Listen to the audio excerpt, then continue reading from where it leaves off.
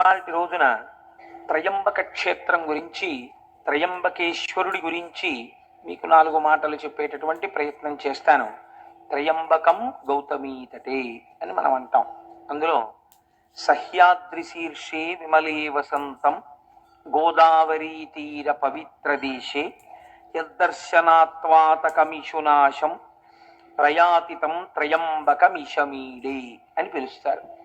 ఈశ్వర, ఓ త్రయంబకుడా, నిన్ను దర్శనము చేసినటువంటి వారిని రక్షించదవు. నిన్ను స్మరించిన వారిని, నిన్ను నమ్మిన వారిని సర్వకాలములయందు రక్షించేటటువంటి స్వరూపం ఉన్నవాడు. మీరు ఇక్కడ ఒక విషయాన్ని జ్ఞాపకం పెట్టుకోండి. మీరు ఇప్పటి వరకు విన్నటువంటి స్వయంభూలింగముల యొక్క విశేషము ఒకలా ఉంటుంది. త్రయంబకేశ్వరుడి దగ్గరికి వచ్చేటప్పటికీ ఇది ఒక్కటి ఒకలా ఉంటుంది. నా దృష్టిలో అయితే నేను దీన్ని వేరొక రకంగా భావన చేస్తాను. అది మీతో పంచుకునే ప్రయత్నం చేస్తాను. ఈశ్వర సౌలభ్యము ఎంత గొప్పదో ఒక మహాభక్తుడి యొక్క జీవితము కూడా అంతే గొప్పది. అది పవిత్రమైనటువంటి నది వంటిది భక్తుడి యొక్క జీవితం. ఈశ్వర కథ వినడం చేత ఈశ్వరుడు ఎక్కువ ప్రీతి చెందుతాడా? ఈశ్వరుణ్ణి నమ్ముకోవడం వల్ల నిరంతరము ఈశ్వరానుసంధానముగా జీవితం గడిపేటటువంటి ఒక పరమభక్తుడి యొక్క కథని వినడం వల్ల ఈశ్వరుడు ప్రీతి చెందుతాడా అంటే, ఈశ్వరుడు కేవలము భక్తుల యొక్క కథలు వినడము చేత మాత్రమే ద్విగుణీకృతమైనటువంటి ప్రేమని ఆవిష్కరిస్తాడు. పైగా మనం ఇవాళ వినేటటువంటిది కేవలం ఒక లింగము ఆవిర్భవించినటువంటి కథ కాదు. గౌతమ మహర్షి యొక్క జీవితాన్ని, ఆయన యొక్క శీలాన్ని, ఆయన యొక్క గొప్పతనాన్ని మీరు ఒక్కసారి విహంగ వీక్షణంగా ఇందులో చూస్తారు.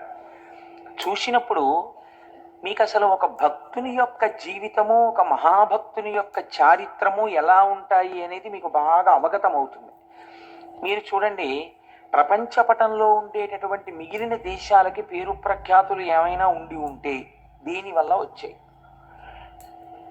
ఐశ్వర్యము చేత వచ్చి ఉండి ఉండవచ్చు, లేదా ఆ దేశాలలో ఉండేటటువంటి కొంతమంది విజ్ఞానులు కనిపెట్టిన కొన్ని విషయాల వల్ల వచ్చి ఉండవచ్చు. కానీ భారతదేశం యొక్క పరిస్థితి పూర్తిగా భిన్నం. భారతదేశానికి గౌరవం దేనివల్ల అంటే, భౌతికమైన సంపత్తి చేత భారతదేశము గౌరవింపబడలేదు. ఆ కోణంలో పరిశీలన చేస్తే అసలు భారతదేశం అంతటి ఐశ్వర్యవంతమైన దేశం మీకు ప్రపంచ పటంలో కనపడదు. ఒక్కొక్క మహారాజు గారిని చంపిన తరువాత ఒక్కొక్క కోటని కొన్ని నెలల పాటు దోచుకున్న ఐశ్వర్యం మిగిలిపోయింది.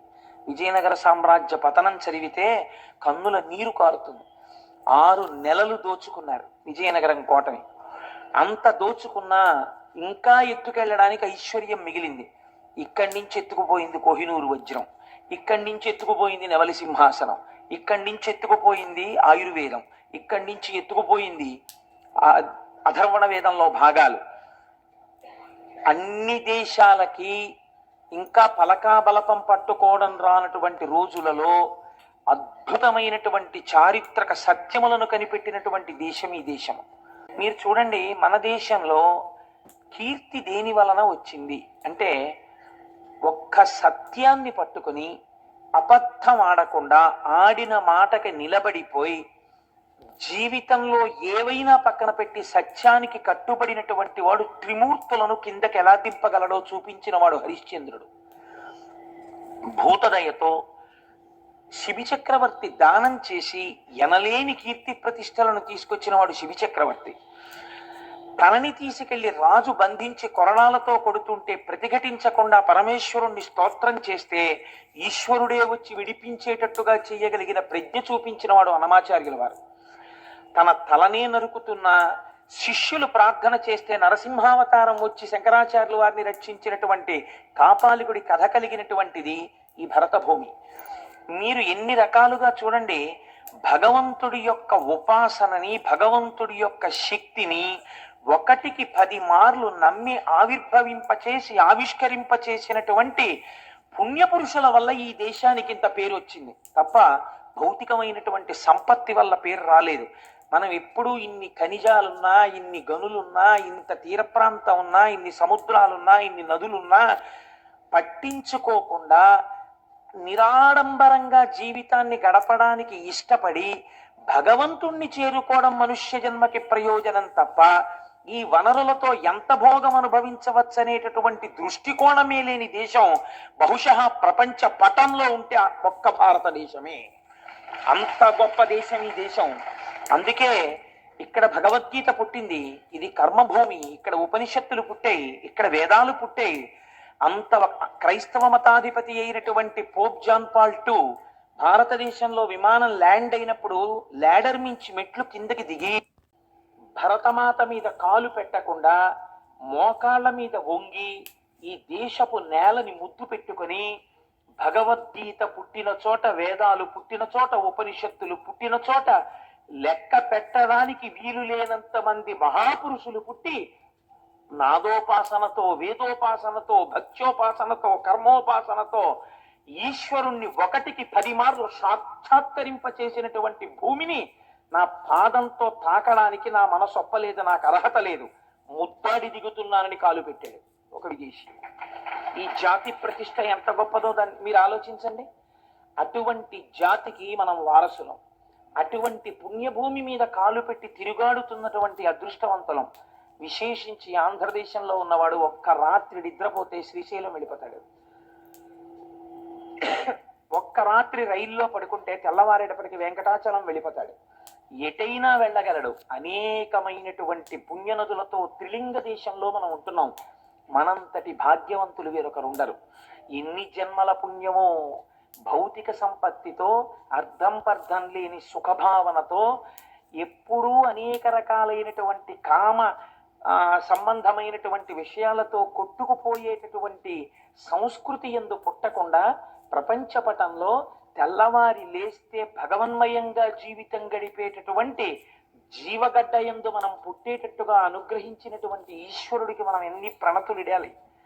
నేను ఇవాళ ఎందుకు ఈ ఉపోద్ఘాతం మీతో విజ్ఞాపన చేయవలసి వచ్చిందంటే, మీరిప్పుడు వినబోయేటటువంటి త్రయంబకేశ్వర లింగం అటువంటిది. మీరు ఆ శివలింగము గొప్పదా, గౌతముడు గొప్పవాడా అని మీరు విచారణ చేస్తే, ఒకలా ఆలోచించి చూస్తే ఇక్కడ మాత్రం గౌతముడే గొప్పవాడు. ఇది అందుకే మిగిలినటువంటి లింగముల దగ్గర ఒక్క లింగం ఆవిర్భవించింది, 2 లింగములు ఆవిర్భవించాయి. త్రయంబకం విషయంలో అలా కాదు. ఒక నది ఆవిర్భవించింది, ఒక శివలింగం ఆవిర్భవించింది.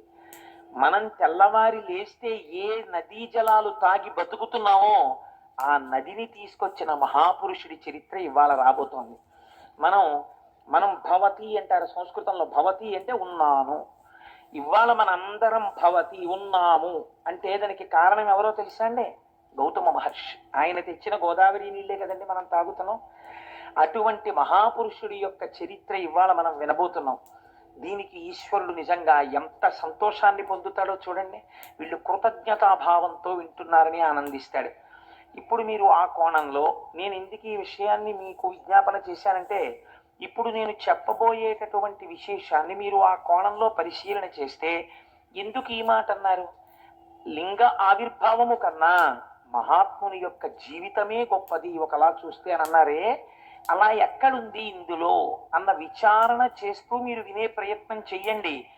అది మీ జీవితానికి కూడా ఎంత గొప్ప కొత్త కోణాన్ని తొడుగుతుందో ఆలోచించండి. దీన్ని ప్రారంభం చేస్తూ శివమహాపురాణంలో ఒక మాట చెప్తారు. మునికులమందు గౌతముడమోఘ తపో విభవాజ్యుడై భృశంబనిశము శంభులింగనియ అనిశము శంభులింగ నియతార్చన సల్పుచు పత్నితో వసించను హరువొప్ప బ్రహ్మగిరి చేరువనొక్క వనస్థలంబునన్ అనువుగ శిష్యకోటి తన ఎంట పఠింపగ న్యాయశాస్త్రముల్. గౌతముడు చాలా గొప్ప మహర్షి. ఆయన గురించి ఎంత చెప్పినా తక్కువే. అటువంటి గౌతమ మహర్షి తన శిష్యులతో కలిసి ప్రతిరోజు శంభులింగారాధనమును చేస్తున్నాడు. ఆ లింగమునకు ఆయన ఏమని పేరెట్టుకున్నాడో చూడండి. శంభులింగాన్ని నేను ఆరాధన చేస్తున్నాను అన్నాడు. ఇది పూర్వకాలంలో మీరు ఒక 50 పేర్లు చూస్తే 51వ పేరు ఇది ఉండేది, శంభులింగం అని. తను ఆరాధన చేసిన లింగమునకు శంభులింగము అని పేరు పెట్టాడు. శంభులింగము అంటే మీకు నేను శంభు అన్న నామం దగ్గర వ్యాఖ్యానం చేసి ఉన్నాను. శం భావయతీతి శంభు, మంచి భావములను కల్పించగలిగినటువంటి లింగమును ఆరాధన చేశాడు. కాబట్టి ఇప్పుడు ఆయన ఏం కోరుకుని ఉండాలి? మంచి భావనలను కోరుకుని ఉండాలి. ఏమిటా మంచి భావన? అటువంటి మహర్షి కోరుకునేది ఒక్కటే భావన, లోకమంతటినీ లోకేశ్వరుడిగా చూడడం, విశ్వాన్ని విశ్వేశ్వరుడిగా చూడడం. ఇదే ఆయన కోరుకున్నది కదండి. కాబట్టి ఇప్పుడు అలా శంభులింగాన్ని ఆరాధన చేస్తూ దానితో పాటు ఏం చేశాడు? చాలా మంది శిష్యులు ఆయనని అనుగమించి ఉండేవారు. వాళ్ళందరికీ అనేకమైనటువంటి శాస్త్రములను బోధ చేస్తూ బ్రహ్మగిరి అనబడేటటువంటి ఒక పర్వత శిఖరము యొక్క పాదమూలమునందు ఆశ్రమమును నిర్మాణము చేసుకుని ఆ శంభులింగారాధన చేస్తూ పరమ పవిత్రమై, యజ్ఞవేది ఎందున్నటువంటి అగ్నిహోత్రం ఎంత పవిత్రమో అంత పవిత్రమైనటువంటి జీవితాన్ని ఆయన గడుపుతున్నాడు. ఇలా గడుపుతుండగా అంతకొండొక కాలంబునందు పొడమికడు అనావృష్టి పొదలని, ఎక్కడలగాని త్రావ నీళ్లు కరువయ్యే గ్రాసం అసలే శూన్యమయ్యను దశలనే చోటనేని. ఇలా నడుస్తుండగా కొంతకాలానికి భయంకరమైనటువంటి క్షామం వచ్చింది. ఆ కారణం ఏమిటి? అనావృష్టి. వర్షాలు పడలేదు. వర్షాలు పడకపోతే ఎక్కడా నీరు లేదు. నీరు చాలా గొప్పదండి శాస్త్రంలో. ఎందుచేతనో తెలుసా అండి? మీకు నీరు లేకపోతే మొట్టమొదట పాడైపోయేది ఇది. అంటే ధర్మము లోపించిపోతుంది. ధర్మలోపము దేని వలన ప్రారంభమవుతుంది అంటే నీరు తక్కువైపోవడం వల్ల ధర్మలోపం ప్రారంభమైపోతుంది. కాబట్టి నీరు ఈ లోకాన్ని నిలబెట్టడం, మనిషిని నిలబెట్టడం రెండింటినీ నీరు చేస్తుంది. కాబట్టి నీరు చాలా గొప్పది. అటువంటి నీరు ఎందుకు ఉండదు? ఒక్కటే కారణం, నీరు ఎందుకు భూమి మీద తగినంత దొరకని రోజులు వస్తాయి అని అడిగితే దీనికి లింగ పురాణం సమాధానం చెప్పింది. సంజీవనం సమస్తస్య జగత సలిలాత్మిక భవ ఇత్యుచ్యతే మూర్తిర్భవస్య పరమాత్మనః అని. భవ అంటే బతికించువాడు. ఏ రూపంలో బతికిస్తాడు? సంజీవనం సమస్తస్య, అన్నిటినీ బతికిస్తాడు. ఎలా? చెట్లు, చామలు, పురుగులు, పుట్ర, మనుషులు అందరూ బతుకుతారు. దీనివల్ల జగత సలిలాత్మిక, నీటి రూపంలో ఉండి ఆయన బతికిస్తాడు. ఆయనకి ఆగ్రహం కలిగిందనుకోండి, వర్షపు చుక్క పడదు.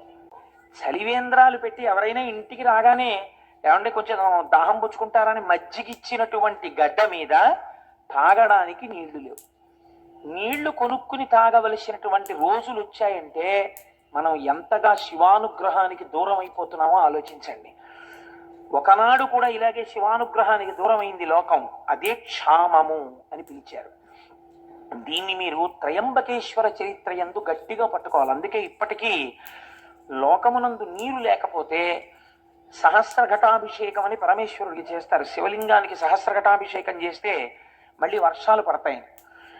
కాబట్టి చూడండి, లోకంలో నీరు లేదు, క్షామం వచ్చేసింది. ఎక్కడ చూసినా అనావృష్టి. ఇటువంటి పరిస్థితులలో ఒక్కొక్కడు ఎక్కడ నీరు దొరుకుతుందో అక్కడికి వెళ్ళిపోతున్నాడు. వెళ్ళిపోయేటప్పుడు వేటిని వదిలేస్తున్నాడు? వజ్రాలు వదిలేస్తున్నాడు, బంగారం వదిలేస్తున్నాడు, పశువులు వదిలేస్తున్నాడు, గాజులు వదిలేస్తున్నాడు, ఇళ్ళు వదిలేస్తున్నాడు, అన్నీ వదిలేస్తున్నాడు. గుక్కడి నీళ్లు దొరికే చోటుకి వెళ్ళిపోతున్నాడు కదండి. కాబట్టి ఇప్పుడు ఏమైంది? కొంతకాలానికి భయంకరమైనటువంటి అనావృష్టి చేత లోకం బాధపడుతోంది. ఇటువంటి అపారమైనటువంటి బాధ చేత లోకంలో ఉన్న వాళ్ళందరూ వెళ్ళిపోతున్నారు. వెళ్ళిపోతుంటే ఆయన చూశాడు. చూసి అయ్యయ్యో ఇలా అయిందేమిటి, నేను ఎలా అయినా ఈ లోకము యొక్క బాధని తీర్చే ప్రయత్నం చేస్తాను. ఇది ఎందుకండి గౌతముడికి? మీరు కొంచెం జాగ్రత్తగా ఆలోచించండి. తోచనమ్మ తోడికోడలు పుట్టింటికి వెళ్ళిందని అనావృష్టి వచ్చి వర్షాలు లేక లోకంలో అందరూ బాధపడి చచ్చిపోతుంటే వెళ్ళిపోతుంటే ఈ నీరు లేకుండా జీవులు పడుతున్న బాధ నేను తీర్చే ప్రయత్నం చేస్తానని గౌతముడు ఎందుకు అనాలి? ఇదే ఆయన చేసినటువంటి శంభులింగారాధనము. నాకు తపశ్శక్తి ఉంది కాబట్టి నేను ఇలా అంటే అందులోకి నీళ్ళు వచ్చేస్తే గొప్ప కాదు. రమణ మహర్షి తిరువణ్ణామల ఎంత ఎండిపోయింది ఒకప్పుడు. రమణాశ్రమంలో ఉన్న వాళ్ళు కూడా వెళ్ళిపోతున్నారు. వెళ్ళిపోతుంటే రమణుల దగ్గరికి వచ్చి చెప్పారు, అందరూ వెళ్ళిపోతున్నారండి, నీళ్లు లేవన్నారు. అంటే రమణులు అన్నారు, వెళ్ళిపోవడం ఎందుకు? నీళ్లు లేకపోతే వెళ్ళిపోతారా?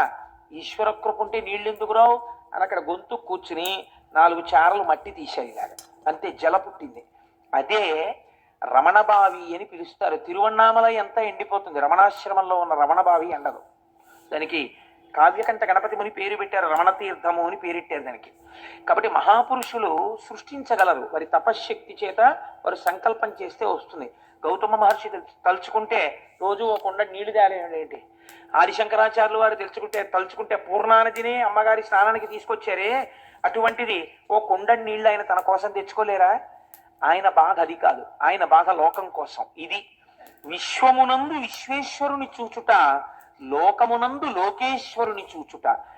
తను పూజామందిరంలో కూర్చుని బాగా పూజ చేసేసి, అయ్య బాబోయ్ ఏమి పూజ అండి అనేటట్టుగా పూజ చేసి, నియుజ్యమానా సుగజా సుహస్తా సఖేశ్చరా స్తోచల పత్రహస్తా బభూవ దేవీ చకృతా సుహస్తా లక్ష్మీస్తథా పద్మిని పద్మహస్త అంటారు సుందరకాండలో వాల్మీకి మహర్షి. పూజామందిరంలోనేమో లక్ష్మీదేవికి పూజ, బయటికి వచ్చేమో సీతమ్మ తల్లిని బాధ పెడుతూ ఉండడం. ఎందుకు వచ్చిన దిక్కుమాలిన పూజ? అది కాదు పూజ అంటే. తాను లోకమునందు ఒక భాగము, ఈ లోకము ఈశ్వర స్వరూపము కాబట్టి లోకము బాధపడితే ఇది ఈశ్వరుడి బాధ. కాబట్టి నేను లోకమును రక్షించాలి, అది నా పూజలో అంతర్భాగము అని ఆయన అనుకున్నాడు. ఇది ఆయన చేసినటువంటి శంభులింగారాధన. కాబట్టి ఇప్పుడు ఆయన జలముల యొక్క అధిదేవతను గురించి తపస్సు చేశాడు. మీకు ఏ అవసరం వస్తే ఆ అవసరాన్ని తీర్చగలిగినటువంటి వారి దగ్గరికి వెళ్ళాలి. ఈశ్వరుడు లోకం కృతజ్ఞతతో ప్రవర్తిస్తోంది, కృతజ్ఞులైనటువంటి వారికి ఎందుకు ఉపకారం చెయ్యాలి, వీళ్ళ బుద్ధి మరల్చాలంటే నేను వీళ్ళని శిక్ష వెయ్యాలి. తండ్రి కొడుకుని మార్గంలో తేవడానికి ఎలా శిక్షిస్తాడో అలా నేను శిక్షించాలి. కాబట్టి మీరు వర్షించకండి అని ఆజ్ఞాపించాడు. నువ్వు తపస్సు చేశావు, నేను సంతోషించాను, కానీ నేను మాత్రం వర్షించడం కుదరదు, జల సమృద్ధిని లోకమునకు ఇవ్వను. మీరు చాలా జాగ్రత్తగా గమనించండి ఇందులో ఒక విషయాన్ని. మనకి ఈశ్వరుడు ఇచ్చాడు కదా అని అనుభవించుకుంటూ వెళ్ళిపోతే, అందుకే సనాతన ధర్మమునందొక్కదాని యందు మాత్రమే అగ్నికార్యం ఉంది, ఇంకా మీకు ఎక్కడా లేదు. ఇది అగ్నికార్యంలో అగ్నిహోత్రుణ్ణి పిలిచి హవ్యవాహనాన్ని పిలిచి మీరు అనుభవిస్తున్నటువంటి భోగములన్నీ దేవతల యొక్క అనుగ్రహము చేత వస్తున్నాయి కాబట్టి ఆ దేవతలకి హవిస్సులు మీరు ఇవ్వాలి. ఆ హవిస్సుని దేవతలు అందుకుంటారు. అందుకుని వారు మీ పట్ల కృతజ్ఞులై, చూడండి తిన్న ఇంటికి వాసాలు లెక్కెట్టాడంటారు. మీరు హవిస్సు ఇవ్వడం అంటే వాళ్ళకి భోజనం పెట్టడం. వాళ్ళు భోజనం చేశారనుకోండి, వాళ్ళు మీ పట్ల సంతుష్టులు అవుతారు, వాళ్ళు మీకు అపకారం చేయరు, వాళ్ళు మీకు తిరిగి ఉపకారం చేస్తారు. ఎవరెవరు ఏం చెయ్యగలరో ఆ ఉపకారాన్ని వాళ్ళు చేస్తారు. పర్జన్యుడు వర్షాన్ని కురిపిస్తాడు, భూమి సస్యశ్యామలమవుతుంది, వాయుదేవుడు చక్కగా వీస్తాడు, ప్రభంజనుడు కాకుండా లోకమంతా సుభిక్షంగా ఉంటుంది. అందుకే అగ్నికార్యం చేయడం, యజ్ఞం చెయ్యడం, యాగం చెయ్యడం ఈ జాతికి మాత్రమే ఉన్న సొత్తు. అందుకే ఇది కర్మభూమి. తాను బ్రతకడం కాదు, 10 మందిని బ్రతకడం నేర్పించినటువంటి భూమి ఈ భూమి. ఎప్పుడు యాగాలు యజ్ఞాలు మానేశారో అప్పుడే దేశానికి క్షామం బయలుదేరి. కాబట్టి చూడండి, ఇప్పుడు ఆయన నేను వర్షమును కురిపించలేను, కానీ నీకొక్క ఉపకారం చేస్తాను. ఏమిటో తెలుసా? ఎవడి భయం వల్ల ఈ వాయువు వీస్తోందో, ఎవడి భయం వల్ల ఈ సముద్రుడు దాటి భూమి మీదకి రాడో, ఎవరి భయం వల్ల అగ్నిహోత్రం ఉపకారం చేసి వంట చేస్తోందో వాడి భయం వల్లే నేను కూడా నీటిని తేలేను. కానీ నువ్వు ఇంత తపస్సు చేశావు, నువ్వు నన్ను అడిగావు నీరు కావాలి అని. లోకమునకంతటికి నీరు నేను ఇవ్వలేను, అలా ఇస్తే ఈశ్వర శాసనోల్లంఘనం జరుగుతుంది. నీకిస్తాను నీరు. ఎలా ఇస్తానో తెలుసా? నీకు ఒకలా ఇస్తాను. కావున నేను వృష్టికెటు గర్తను కాగల, ఒక్క గర్తము నీవిక త్రవ్వికొన్న అచట నీరము నించెద జానుదగ్నమచ్చో వివిధౌషధీతతి ప్రను ఫల ద్రుమ కరంబదమున్ ముదంబు ఆవహిలంగ కూర్చుకొనము అరకయుండు జలంబులెప్పుడు. నా మీద పెట్టకు నీళ్లు తెమ్మని, నువ్వు ఒక చిన్న గుండంతవు, నేనేం చేస్తానో తెలుసా? అందులో నీళ్లు పోస్తాను. అప్పుడు నన్ను పరమశివుడు అడగలేడు, ఎందుకు ఇచ్చావు నీళ్లు, నేను వద్దంటే అనలేడు. గౌతముడు మహానుభావుడు, తెల్లవారి నీలింగార్చనే చేస్తున్నాడు. కాబట్టి ఆయన అంత తపస్సు చేశాడు, ఆయనకి మాత్రం ఒక కుండంలో నీళ్లు పోశారని చెప్తాను. నువ్వు ఎంత కుండం తీయగలవో అంత కుండం తీ, నేను అందులోకి నీరు పోస్తాను. ఒక్క వరం ఇస్తాను, ఏమిటో తెలుసా? కుండం ఆరదు, అందులో ఎప్పుడు నీళ్లుంటాయి. ఇప్పుడు నువ్వేం చేస్తావో తెలుసా? నా మీద పెట్టకు, లోకాన్ని బతికిస్తానంటున్నావు కదా, నువ్వు మీ ఆవిడ కలిసి ఈ నీళ్ళన్నీ పట్టుకెళ్ళి ఎన్ని ఎకరాలకు పోయగలరో అన్నింటికి పోసుకోండి, ఎన్ని పంటలు పండించుకోగలరో పండించుకోండి, ఎంతమందికి అన్నం పెట్టగలరో పెట్టుకోండి. తడి ఉంటే కదా పంటలు పండుతాయి, తడు ఉంటే కదా దాహం తీరుతుంది. ఇందులో నీరు తరిగిపోకుండా నేను చూస్తా. ఈ నీటిని తోడి అన్ని ఎకరాల పంట పండించేంత మందికి అన్నం నువ్వు పెట్టుకుంటావా? పెట్టుకో అన్నాడు.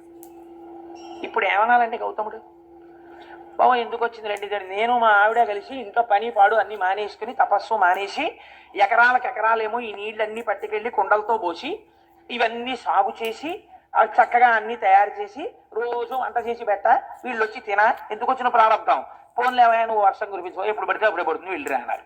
ఆయన అన్నాడు, ఇంతకన్నా అదృష్టం ఎక్కడుంటుంది?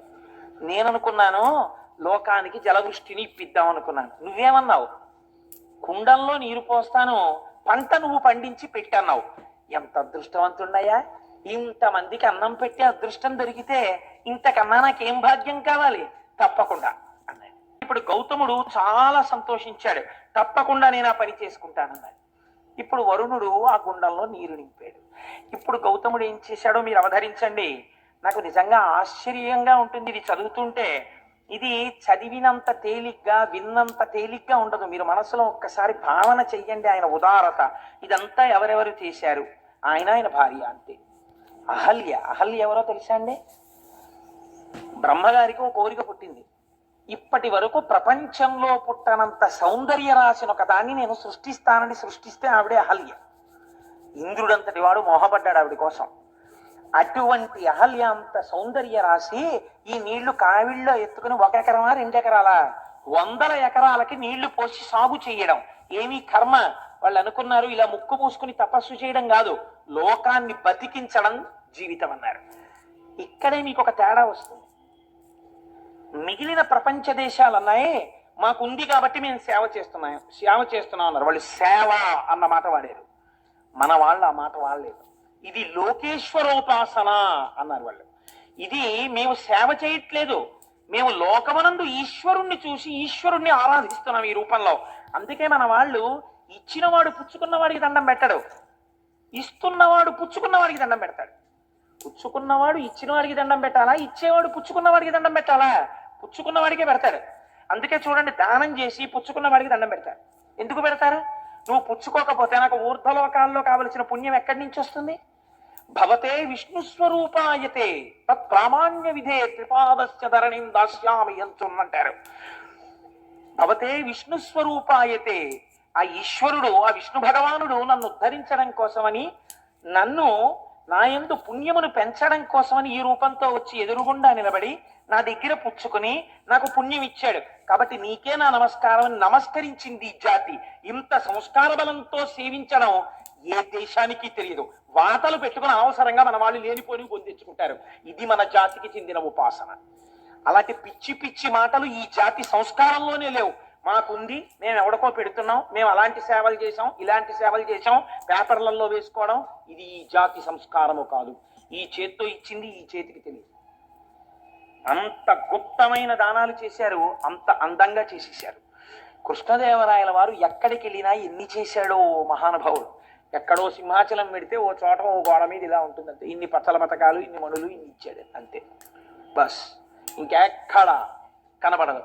మొత్తంగా దానం చేయడం ఈశ్వరోపాసనగా లోకాన్ని సేవించడం. కాబట్టి ఇప్పుడు గౌతముడు ఏం చేశాడు?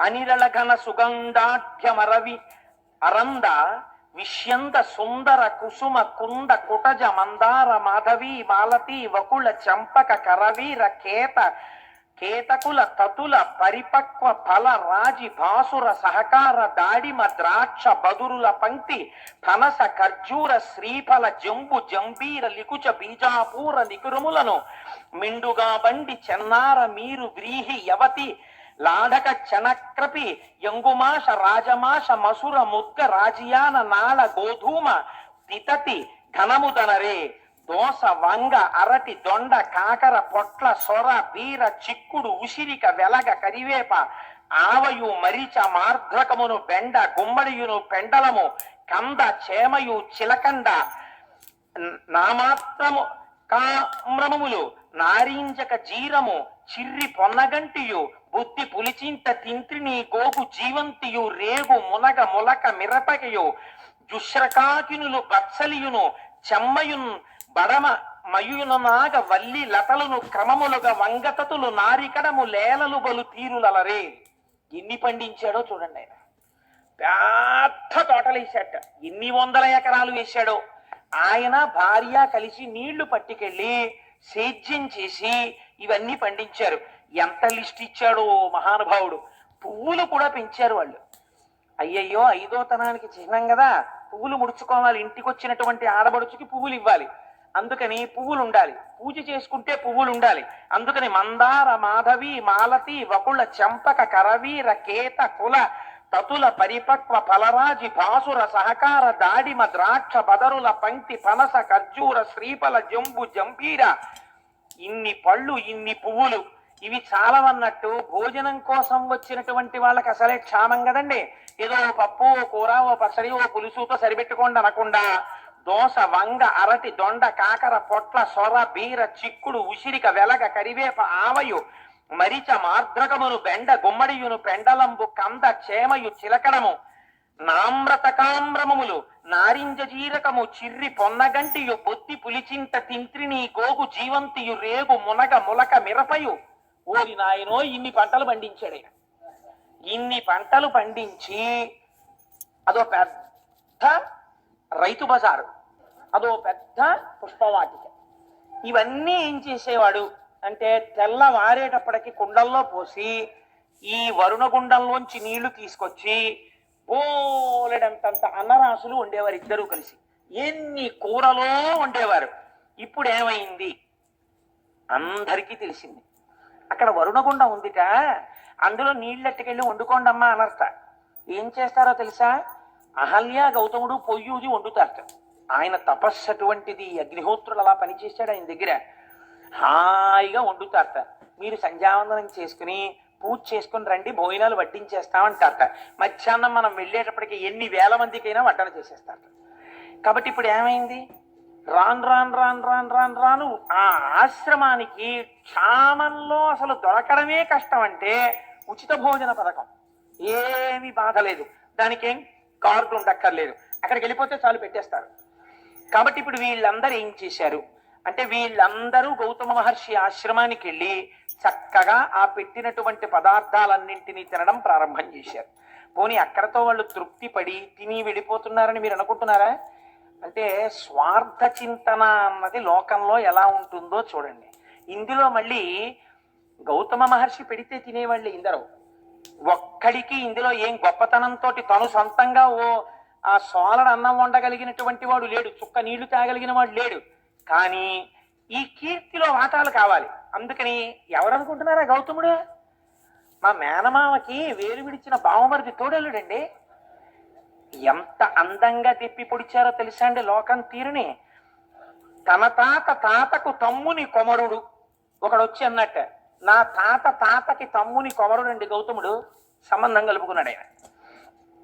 తన తాతకు తమ్ముని కొమరుని కొడుకంచు ఒక్కండు కూడవచ్చే తన తండ్రి ఎల్లుని చెల్లిటికి మేటి మరదియం చొక్కండు తరలివచ్చే తన మేనమావ వదిన ఎల్లుని బావగారని యొక్కండు కలియవచ్చ తన తోడి ఎల్లుని తండ్రికి మేనయల్లుడంచును ఒక్కడు అరసి డాసే ఇట్లు చుట్టరింకంబుల ఎరుగ చెప్పికొనుచు గుంపులై మునికులజులు ఆండ్రు బిడ్డలతో గౌతమాశ్రమంబు వెతుకుకొనుచు వచ్చిరంతయు విందు మీద.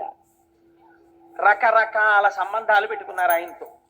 ఏమిటా అనుబంధం? గౌతమ మహర్షికి కూడా తెలియదేమో ఇంతమంది చుట్టాలు ఉన్నారని. వీళ్ళు ఎప్పుడన్నా కనపడ్డారా గౌతమ మహర్షికి? ఎప్పుడూ కనపడలేదు. ఎప్పుడు వచ్చారు వీళ్ళందరూ? ఇప్పుడు క్షామం కదా లోకంలో. అందుకని ఎంతంత దూరపు చుట్టరికాలని ఎంతంత దగ్గరగా చెప్పారో చూడండి. చెప్పి వీళ్ళందరూ దగ్గర చేరారు. వయసి గతే కక్కామ వికార శుష్కే నీరే కక్కాసార క్షీణే విత్తే కప్పరివారో జ్ఞాతే తత్వే కస్సంసార అంటారు శంకరాచార్యుల వారు. ఇప్పుడు వీళ్ళందరూ చేస్తున్నదేమి? నా భాషలో చెప్పాలంటే పడి తింటున్నారు కదండి. మనకు మాట ఉంది శాస్త్రంలో, అలా పడి తింటున్నారు ఏమిటండి అంటారు. తగినంత ప్రయోజనము లేకుండా పెడుతున్నారు కదా అని తినేసేటటువంటి వాళ్ళు ఉన్న కొంప వృద్ధిలోకి రాదు కదండి. అంటే పడి తింటున్నారు. పూర్వం అలా తినేవారు కాదు, ప్రయోజనము కొరకు తినేవారు. కాబట్టి అలా అనవసరంగా గుక్కెడు నీళ్లు వేరొక ఇంట తాగేవారు కాదు. ఆ ఇల్లు వృద్ధిలోకి రాదు. దొంగలు వచ్చిన ఇల్లు ఎలా పాడవుతుందో అర్థం లేకుండా చుట్టాల దాడి జరిగిన ఇల్లు కూడా అలాగే పాడవుతుంది. అందుకని అన్ని వేళలా అందరినీ అలా కూర్చోబెట్టుకోవడం కూడా దోషమే నన్ను అడిగితే. కాబట్టి ఏమైంది, ఇంతమంది వచ్చి చేరారు గౌతముడి దగ్గరికి. వచ్చి చేరి చక్కగా తింటున్నారు. హాయిగా ఏముందండి, చక్కగా పువ్వులన్నీ తీసుకొచ్చి ఇస్తున్నారు ప్రతి ఇంటికి. చక్కగా పూలతో పూజ చేశారో ఇచ్చారో భగవంతుడికి తెలియాలి. పూజ చేస్తే అటువంటి దుర్మార్గపు ఆలోచనలు ఎందుకు వస్తాయి వాళ్ళకి? కాబట్టి హాయిగా వేళ పట్టును తింటున్నారు, పడుకుంటున్నారు. అబ్బే మనవాడే అంటున్నాడు, ఎవరికి వాడేను. సుఖంగా గడిచిపోతున్నాయి రోజులు. ఇక్కడ ఒక మాట అన్నారు, ఎంత గొప్ప మాటో చూడండి.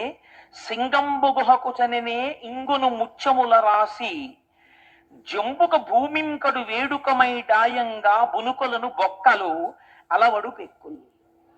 మీరు సింహం ఉండేటటువంటి గుహలోకి వెళ్ళారనుకోండి, ముత్యాలు దొరుకుతాయి. ఎందుకంటే అది ఏనుగుని ఈడ్చుకొచ్చి కుంభస్థలాన్ని బదలగొట్టి తింటుంది కాబట్టి.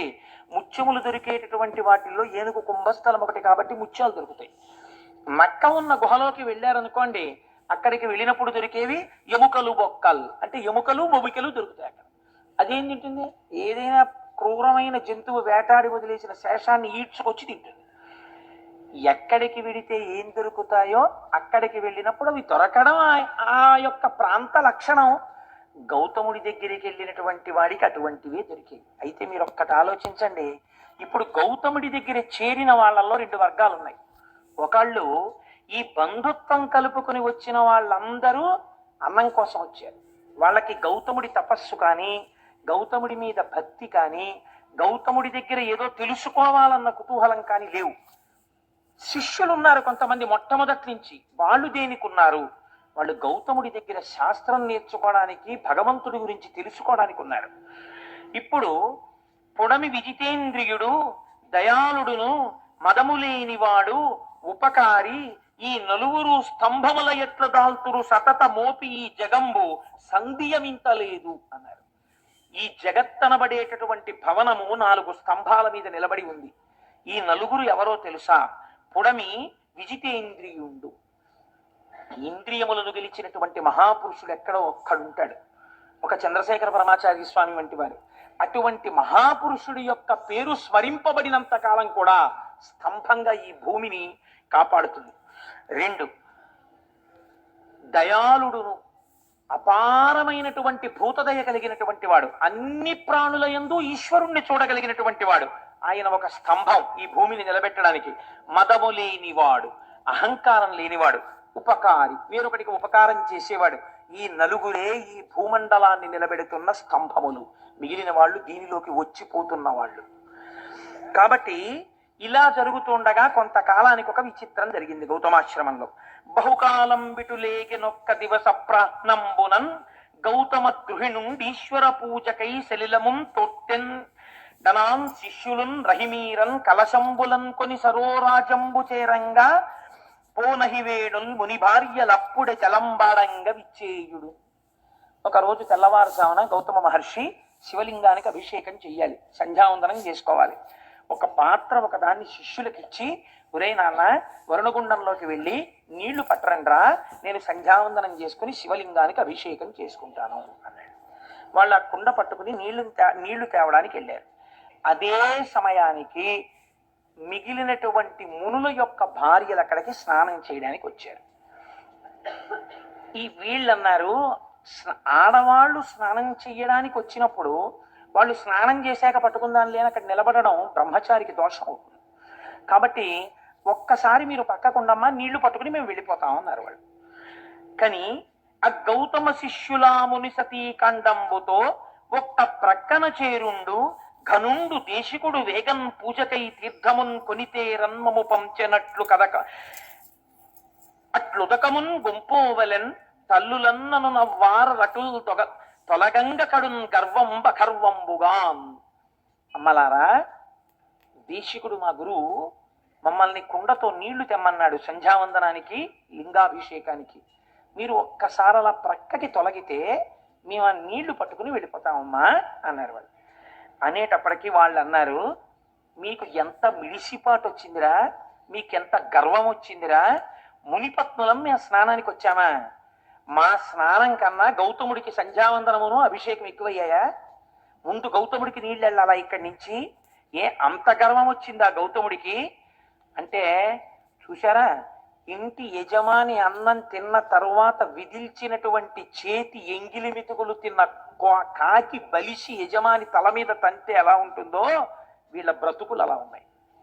కాబట్టి ఇప్పుడు ఈ మాట అన్నారు అని వాళ్ళు చరచరా అక్కడి నుంచి బయలుదేరి తమ భర్తల దగ్గరికి వెళ్ళేటటువంటి ప్రయత్నం చేస్తున్నారు. చనుండు మీరలిక సత్వరమేమిటి దీర్ఘమాడి నీళ్లను కొనిపోవగావలే జలం వనరింపకొడల్పలుయిరు మీ ఘనత నిరుంగ కిట్లు పలుకం దొరకంటి రణంగ వారలం తనిచని ఆశ్రమమున కొంత గురురజ్ఞికి చెప్పెనాపయున్. ఇంతంత అహంకారం ఏమిట్రా మీకు? మేము ఇక్కడ స్నానం చెయ్యాలి, అభిషేకమా సంధ్యావందనమా? అంత గొప్పవాడైపోయాడు గౌతముడు, కొండవతలకన్నాడు. వాళ్ళు చిన్న బుచ్చుకుని నీళ్ల కుండని నీటితో తేకుండా ఖాళీ కుండతో తిరిగి వచ్చారు. గురువుగారి దగ్గరికి వెళ్ళి ఈ మాట చెప్తే గురువుగారు చూశారా వీళ్ళని చేరదీసినందుకు ఎలా ప్రవర్తిస్తున్నారు అని గురువు పొద్దున్నే నొచ్చుకున్నా దానికి మేము కారణం అవుతాం. గురువు గారి దగ్గరికి వెళ్ళి అబద్ధం చెప్పినా దోషం వస్తుంది. అలాగని గురువు గారికి ఏమీ చెప్పకుండా కూర్చుంటే సంధ్యావందనానికి వేళ మీరిపోతుంది.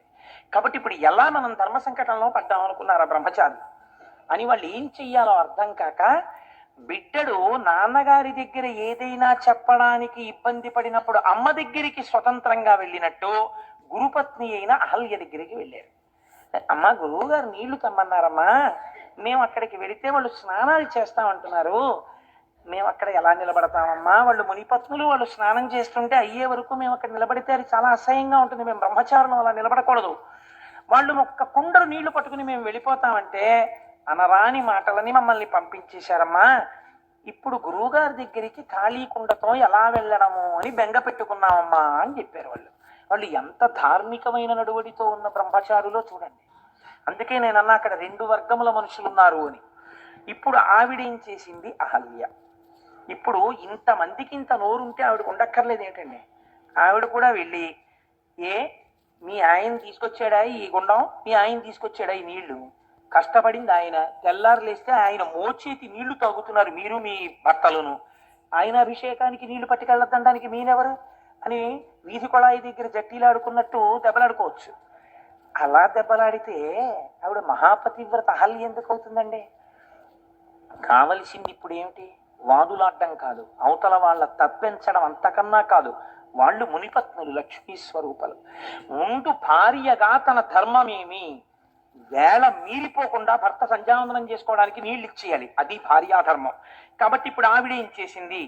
కడవన కొండు గైకొని తగన్ సరసీస్థలి చేరి నీరమున్ వడిగొని తెచ్చి ఇచ్చి తన భర్తకు దల్మిని దేవ పూజనాతడు పునరించే అమ్మునుల దారల అహల్య మదంబుతోడ ఈ ఎడమము పల్కరించకయే ఏగెను చుల్కన చేసి తానటుల్. అహల్య వేళ మీరిపోయింది అనుకోండి, ప్రాయశ్చిత్తార్ఘ్యపూర్వక సంధ్యావందనం గరిష్యే నీళ్లు ముట్టుకుని 4 మాటలు అర్ఘ్యం ఇవ్వాల్సి ఉంటుంది గౌతముడు. ఆ పని ఆయనతో చేయించడమే ఎంత తప్పు. అందుకని ఆవిడ ఎవ్వరితో మాట్లాడకుండా ముందు భర్తకి నీళ్ళు ఇచ్చేయాలి. గబగబా వెళ్ళి వాళ్ళెవ్వరినీ పలకరించకుండా ఇప్పుడు పలకరిస్తే వాదు జరుగుతుంది, వాదు జరిగితే భర్తకు ధర్మలోపం వస్తుంది. నేను ముందు గబగబా కడవతో నీళ్లు ముంచుకుని ఆవిడ వెళ్ళిపోయింది. ఆవిడ ఏమీ అనలేదు ఎవ్వరిని, ప్రసన్నమూర్తి అయి వెళ్ళిపోయింది. వెంటనే వాళ్ళు అన్నారు, చూశావా చుల్కన చేసి మమ్ములన్ అంటే మాతో మాట్లాడదనమాట. ఇది ఎంత దారుణంగా ఉంటుందో చూడండి లోకం ప్రవృత్తి. అడగచ్చు కదా, ఆ పిల్లలకి నీళ్ళు ఇవ్వలేదు కదా అని మమ్మల్ని అడగచ్చు కదా అంటే మేము మాట్లాడడానికి కూడా తాగం. వాళ్ళేమో ఉండండి మా గురువు గారికి పట్టుకెళ్తా ఉన్నారు. ఏమిటమ్మా ఏదో నీళ్ల కోసం ఇక్కడికి వచ్చాం కాబట్టి వీళ్ళు ఇలా మాట్లాడుతున్నారు అంతే లోకం అని తెప్పి పొడవడానికి ఇద్దరినీ తీసుకున్నారు అనుకూలంగా. ఈవిడ చూడండి, ఆయనేమో అందులో కూర్చుని ముందు నాకు నీళ్లు పట్టరారా అని ఆయన పంపించాడు, ఈవిడేమో వాళ్ళని వద్దన్నాం కాబట్టి ఈవిడ కొండట్టుకు వచ్చేసి ఈవిడ ముంచేసుకుని ఈవిడ వెళ్ళిపోతుంది. పోనీ కనీసం ఏమ్మా బాగున్నారా స్నానాలు చేస్తున్నారా నువ్వు పలకరించచ్చు కదా, వీళ్ళని నేను పలకరించేది ఏంటి అని ఈవిడ వెళ్ళిపోయింది. ఇంత చులకనమాట మనం అంటే. ఇప్పుడు ఇందులోంచి ఏం బయలుదేరింది? రాగాలు పెడబొబ్బలు బయలుదేరి. ఎందుకు అంటే వాళ్ళకేం అవమానం జరిగిందా? ఇక్కడ ఏమైనా అవమానం చేశారా? అవమానం జరగలేదు, అక్కసు బయలుదేరింది. అవతల ఉన్న వాళ్ళ నడువడిని గౌరవించలేని వాడు ఆయన యొక్క ధార్మిక జీవనాన్ని మెచ్చుకోలేడు. సరికదా, అక్కసు పెంచుకుంటాడు. కారణం ఏమిటి? నీ స్వభావం అటువంటిది, అందులోంచి వస్తోంది ఈ అక్కసు. నీ స్వభావాన్ని దిద్దుకోవాలి. కాబట్టి ఇప్పుడు వాళ్ళు ఏం చేశారు? గబగబా వెళ్ళి, పోవునుగాక ఈ పొగరు పోడిమియూడగ చెయ్యకుందుమే, దేవికి ఇంత ఎల్లిదమే, దేవల మా మగలంత ఇంతతో పో విడువారమే ఎనుచు, పోయి స్వభర్తల సన్నిధానమందా విధమెల్ల మార్చి కడు అల్కజనింపగ చిప్పిరేచుచున్. వాళ్ళందరూ ఏం చేశారంటే, ఎంత గొప్ప మాట వేశారో చూడండి ఈ రచన యందు. మా మొగుళ్ళు దేవిరి కొట్టు వాళ్ళ అన్నారు వాళ్ళు. అంటే దేవిరి కొట్టు వాళ్ళ అంటే వాళ్ళకేమీ లేక ఒకళ్ళు పెడుతుంటే అంగలారుస్తూ తినేవాళ్ళు అనుకుంటున్నారా? ఈ మాట వెళ్ళి మొగుడిని అడిగాడు. అంటే వాళ్ళకి నిజంగా వాళ్ళు ఇప్పుడు ఆ స్థితిలోనే ఉన్నారు. కానీ అలా భార్య అడిగేటప్పటికీ కొంచెం కష్టం వచ్చింది. పైగా సామూహిక రోదన కార్యక్రమము అని ఒకటి సిద్ధం చేశారు. అందరూ కలిసి ఏడిచారు. చూస్తూ వీళ్ళు ఇలా మాట్లాడేటప్పటికి వీళ్ళకి అలకొచ్చింది. మహాకోపం వచ్చేసి వెంటనే వీళ్ళు గణపతి హోమం మొదలెట్టారు. ఎంత చిత్రమో చూడండి లోకంలో. పోనీ వీళ్ళకైనా బుద్ధి ఉండాలి కదా. చెప్పుడు మాటలు విని వెంటనే ఆ చర్య తీసుకునే వాళ్ళ జీవితాలు ఇలాగే ఉంటాయి. ఎంత మునులైతే ఎవరికి కావాలండి? కాబట్టి వాళ్ళు ఏం చేశారు? అంత మునుల్ గడున్ముదులనగ్రహముంది కడింది నిష్టతో దంతిముఖున్ విధానమున తద్దయు గొల్వ అటండు వచ్చి, మీ చింతల తీర్తు అంచితము చెప్పుడనంగా మునుల్ ముదంబుతో అంతము మీరనివ్వనికి బాపుడు గౌతమునన్ననాతడు. వాళ్ళు దంతి మఖము అనబడేటటువంటి మఖం ఒకటి చేశారు. అంటే విఘ్నేశ్వరుని ఉద్దేశించి వీళ్ళు చేసినటువంటి మఖమునకు తృప్తి పొందినటువంటి గణపతి యజ్ఞగుండంలోంచి ఆవిర్భవించారు. దీని కొరకు ఇంత కష్టపడి మీరు నా గురించి ఇంత గొప్ప మఖం చేశారు, నేను మీకు ఏం చేసి పెట్టాలని అడిగారు. ఏమీ లేదు, పొగరెక్కి ఉన్నాడు గౌతముడు. కాబట్టి ఈ ఆశ్రమంలోంచి గౌతముడు బయటికి తరమబడేటట్టుగా నువ్వు ఏదో ఒక పథకం చేసి మమ్మల్ని రక్షించాలి అంటే ఆయన అన్నాడు, విఘ్నేశ్వరుడు మీరు అడగవలసిన మాటే ఇది. తగునే ఆకలి దప్పులన్ మరుగుచున్ దారల్ సుతుల్ శిష్యులన్ మిగులన్ బొక్కుచు ప్రాణభీతనిటకున్ మీరేగదేరన్ దయానుగుడై గౌతముడెల్లవారికి చటన్ బోనంబులర్పించి మీ వగవున్ బాపి అనంగ చేసనిపుడా బ్రాహ్మణ్యు నొప్పింతురే. ఒకనాడు మీకు తాగడానికి నీళ్లు లేక, తినడానికి అన్నం లేకపోతే మీ భార్యలతో, మీ బిడ్డలతో, మీ శిష్యులతో ఇక్కడికి వస్తే అయ్యో ఇంత కష్టపడుతున్నారా అని వాళ్ళిద్దరూ కలిసి పండించి వండి మీకు వడ్డించి అన్నం పెడుతుంటే, ఆ గుండంలో నీళ్లు ఆయన పేరు మీద తడారకుండా పుడుతుంటే ఆయన్ని ఈ ఆశ్రమం నుంచి తరిమి క్షామంలోకి తోసి మీరు సుఖాలు అనుభవిద్దాం అనుకుంటున్నారా? ఎంత కృతజ్ఞత ఇది! దానికి నా కోసం మఖం చేశారా? నేను అటువంటి పని మీకు చేసి పెట్టాలా? ఎలా అడిగారయ్యా ఇలాంటి కోరిక? ఇలాంటి కోరిక మీరు కోరచ్చా? ఉపకృతి సల్పిన వారల కపకృతి చేయంగతలచుటతి ఇండితము అట్లపశయమనక అనర్చిన నృపశువు నశించునెంత నేర్పరియేని. అపకారికి అపకారమే చెయ్యకూడదు, ఉపకారికి అపకారం చేస్తారా? నశించిపోతారా లోకంలో మీరు? మీకు ఎందుకు పుట్టిందిరా ఈ కోరిక? ఇంతమంది కలిసి చేశారే, మీలో ఒక్కడికైనా ఈ ఆలోచన రాలేదా? తప్పు, మనం ఇలా చేయకూడదు, ఇది కృతజ్ఞత అన్న ఆలోచన మీకు రాలేదా? మంచివాడు చెడ్డ మనిషి కాబోవడెప్పుడు, చెడుగు మంచి నెంచబోడు, కుక్క గోవు కాదు, గోవు కుక్కయు కాదు, జగమునందు బ్రహ్మశాసనం ఇది అన్నడే. ఊరే లోకంలో లక్షణం ఏమిటో తెలుసా? మంచివాడు చెడ్డ మనిషి కాబోవడిప్పుడు. మంచివాడు ఎప్పటికీ చెడ్డవాడు కాలేడు. ఎందుకని? అవతలవాడు తనని ఇబ్బంది పెడుతున్నా ఓర్మి వహించి ఉంటాడు తప్ప అవతల వాడిని బాధ పెట్టే పని తాను చెయ్యడు.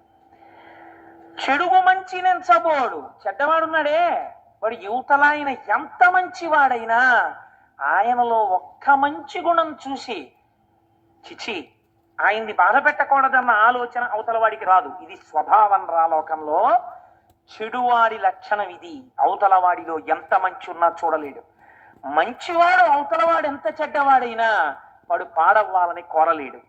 కుక్క గోవు కాదు, గోవు కుక్క కాదు, కుక్క ఆవవలేదు, ఆవు కుక్కవలేదు, ఇంతే లోకంలో బ్రహ్మశాసనం రా ఇది. అంటే ఇంకో మాటలో ఏమన్నాడు, మీరు కుక్కలు, ఆయన గోవు, మీరేం చేయగలరా ఆయన్ని? మీరు ఏం చేసినా ఆయన అభ్యున్నతికే పనికొస్తుంది.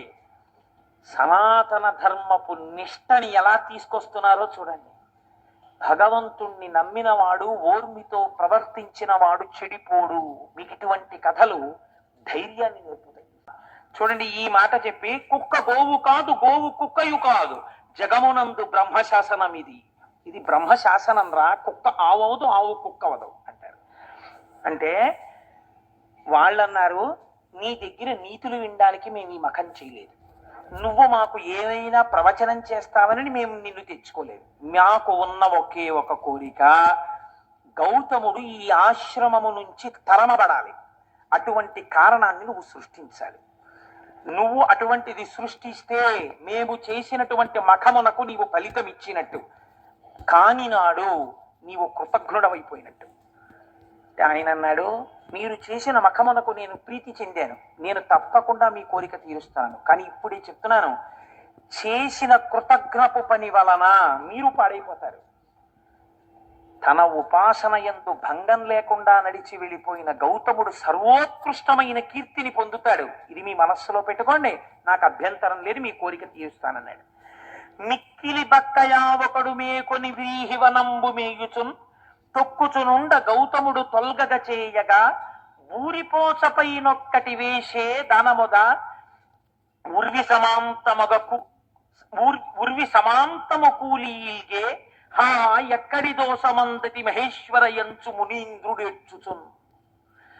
ఒక వృద్ధ గో ఒకటి, ఆయన కష్టపడి వేసినటువంటి ఆ పళ్ళు ఆకుకూరలు ఉన్న చోటికొచ్చి తినేస్తోంది. గణపతి ఆ వృద్ధ ఆవు రూపంలో వచ్చారు. గౌతముణ్ణి ఆశ్రమం నుంచి తరిమి వేయబడేటట్టుగా చెయ్యాలి. ఇప్పుడు మునుల కోరిక తీర్చాలి. ఈశ్వరుడు కూడా ఏ రకంగా కోరినా లొంగుతాడు. అందుకే మనకి గురువుల్లో నిషిద్ధ గురువు అని ఒకడు ఉంటాడు. వామాచారం నేర్పేటటువంటి వాళ్ళు, తప్పు విధానంలో ఈశ్వరార్చన చేసేటటువంటి వాళ్ళు కూడా గురువులే. కానీ నిషిద్ధ గురువు, ఆ గురువును ఆశ్రయించవద్దని చెప్పింది శాస్త్రం. సూచక గురువు, వాచక గురువు, బోధక గురువు, పరమ గురువు, నిషిద్ధ గురువు అని 5 గురువులు. కాబట్టి ఇప్పుడు చూడండి, ఇప్పుడు ఈ బక్క ఆవు మేస్తుంటే ఆవుని గట్టిగా కర్రతో కొట్టినా చేత్తో కొట్టినా గోమోదక దోషం వస్తుందని మహానుభావుడు ఆయన ఏం చేశారంటే, గౌతముడు అయ్యో ఆవు కదా ఇదని ఒక ఎండిపోయినటువంటి సన్నటి గడ్డిపరక తీసి ఆవు మీద ఇలా పడేసి హా అన్నాడు. అంతే, ఈ గడ్డిపరక పడగానే భూమికి సమాంతరంగా పడిపోయి గుడ్లు తేలేసేసి చచ్చిపోయింది ఆవు. ఇప్పుడు గౌతముడు ఆశ్రమంలోకి వెళ్ళిపోవచ్చు. ఆయన గుండెలు బాదుకుని ఇచ్చాడు, నేనే విసిరాను గడ్డిపోచ, నేను విసిరిన గడ్డిపోచకే చచ్చిపోయింది ఆవు, నాకు గోహత్యా దోషం వచ్చింది అని ఏడుస్తున్నాడు ఆయన. ఇన్ని తెలుసున్న వాడికి ప్రాయశ్చిత్తం తెలియదండి. ఆయన ప్రాయశ్చిత్తం కోసం వెంపర్లాడట్లా, ఒక ఆవును చంపేశాను రా చూస్తూ చూస్తూ అని ఏడ్చాడు.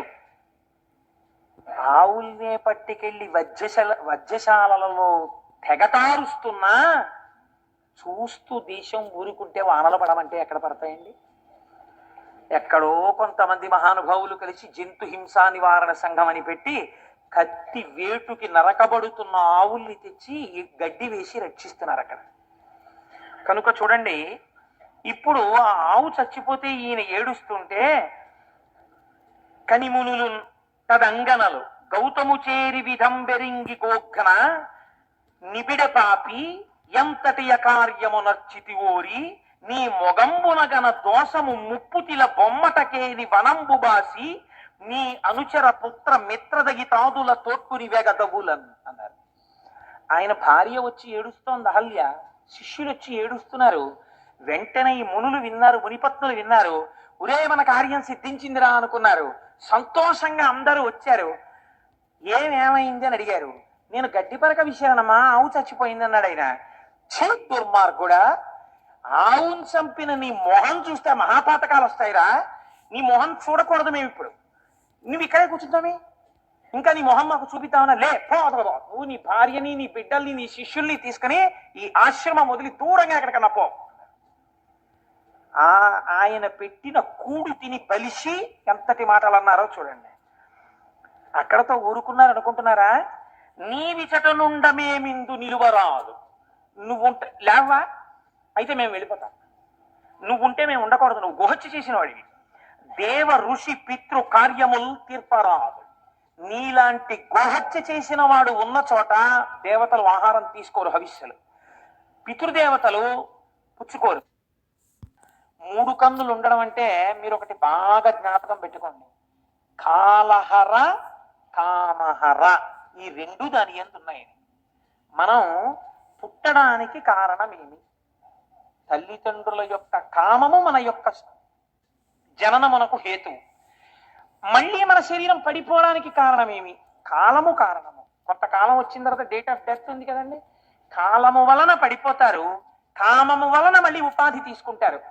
కామమును కాలమును రెండింటినీ హరించగలిగిన వాడంటే మీకు మళ్ళీ ఇంకొకసారి అమ్మ కడుపులో పుట్టవలసిన అవసరము లేకుండా చెయ్యగలిగిన వాడు, వాడు 3 కన్నులు ఉన్నవాడు. అందుకే మనం త్రయంబకలింగాన్ని, శివలింగాన్ని ఆరాధన చేస్తే ఒక మాట చెప్తాం. త్రిదళం త్రిగుణాకారం త్రినేత్రం త్రియాయుషం అంటాం. త్రియాయుషం అంటే ఏమిటో తెలుసా అండి?